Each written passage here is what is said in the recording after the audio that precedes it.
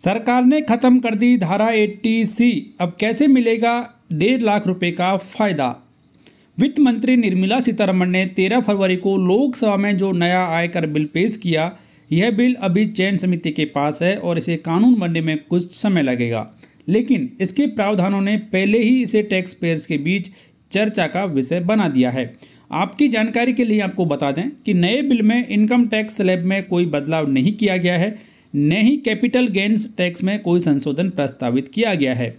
इस बिल का मुख्य उद्देश्य टैक्स से जुड़े नियमों की भाषा को सरल बनाना है, ताकि आम आदमी के लिए यह समझना और लागू करना आसान हो सके। वैसे एक बड़ा बदलाव किया गया है जिसके बारे में आपको मालूम होना चाहिए, क्योंकि यदि आप टैक्स पेयर हैं तो आपको ये जानना बेहद ज़रूरी है कि जो सरकारी कर्मचारी हो या फिर एक सैलरीड क्लास जो कि 1.5 लाख रुपए तक का फ़ायदा लेना चाहता था, उसे ये जानना और भी ज़्यादा ज़रूरी है। तो अगर आप पुरानी टैक्स व्यवस्था यानी कि ओल्ड टैक्स रिजिम चुनकर टैक्स भरते हैं तो आप धारा 80C के तहत टैक्स बचाने के विभिन्न विकल्पों से भली भांति परिचित भी होंगे।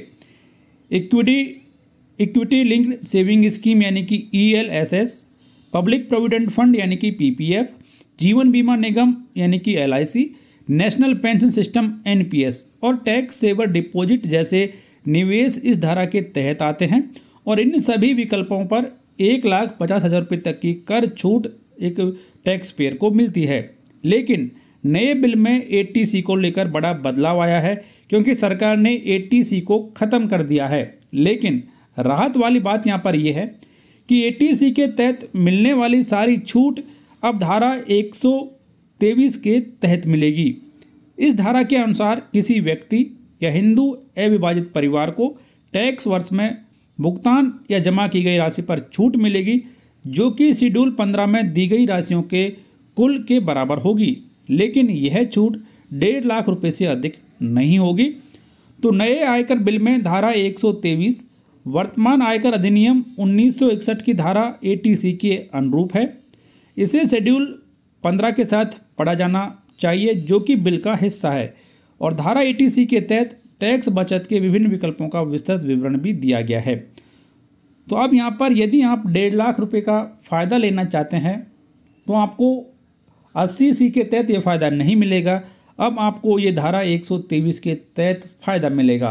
तो जो फ़ायदे कर्मचारियों को इनकम टैक्स की धारा 80C के तहत मिलते थे, वो अब 80C के तहत नहीं मिलेंगे। इसमें बदलाव कर दिया गया है।